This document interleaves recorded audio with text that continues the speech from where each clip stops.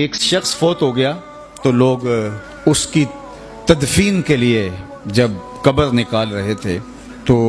بظاہر تو کوئی نشان نہیں تھا، ایک خالی جگہ قبر کھود رہے تھے، لیکن کھودتے کھودتے ایک قبر دریافت ہوئی اور اس کی ایک اینٹ گر گئی۔ تو لوگوں نے دیکھا کہ جو بے نشان قبر تھی اس کی جب اینٹ گری تو اندر سے خوشبو آ رہی ہے اور تازہ گلابوں کا ماحول اندر ہے جو ماحول کو مشک بار کیے ہوئے ہے۔ ایک اینٹ تو گری تھی تو انہوں نے دوسری اینٹ خود کھینچ دی تو دیکھا کہ صاحب قبر کا کفن بھی میلا نہیں ہوا۔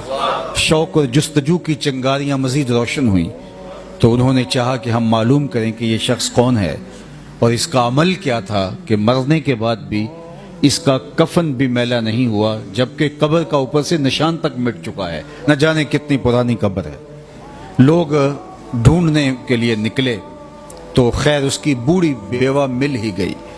اس کو انتقال کیے ایک عرصہ گزر گیا تھا لیکن اس کی بیوہ بھی موجود تھی۔ اس کو کہا کہ یوں ہم نے تیرے شوہر کی قبر سے خوشبو پھوٹتی دیکھی ہے اور اس کا کفن بھی میلا نہیں ہوا، ہم پوچھنا چاہتے ہیں کہ تمہارے شوہر نے کون سا نیک عمل کیا، اس کے معمولات زندگی کیا تھے، تاکہ ہم بھی اس کا تتبع کر کے اپنی زندگی میں اور اپنی قبر میں چراغاں کر سکیں۔ تو اس نے اپنے ذہن پہ زور دیا اور کہا کہ میرا شوہر کوئی پڑھا لکھا شخص نہیں تھا، عام سا مسلمان تھا، وہ تو قرآن مجید بھی پڑھا ہوا نہیں تھا، لیکن ایک بات مجھے یاد آئی کہ فجر کی نماز کے لیے جب وہ مسجد میں جاتا اور نماز کے بعد نمازی قرآن کھول کے بیٹھ جاتے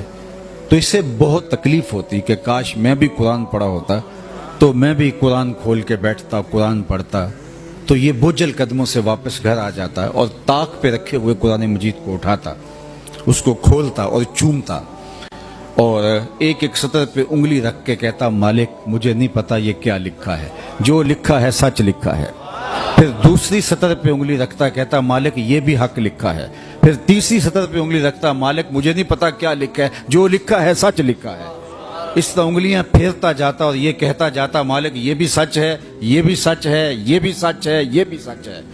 کہا اس کے بعد اس کی آنکھوں میں آنسو ہوتے اور وہ بند کرتا اور طاق پہ رکھ دیتا۔ یہی اس کا معمول تھا۔ آج اس کی قبر میں چراغاں ہیں، اس کی قبر میں خوشبوئیں پھیلی ہیں۔ قرآن سے اس محبت کی وجہ سے مجھے بتاؤ جو دن کے اجالوں میں اور رات کی تنہائیوں میں قرآن پڑھتا ہے، اللہ اس کی قبر میں کتنی روشنیاں فرمائے گا۔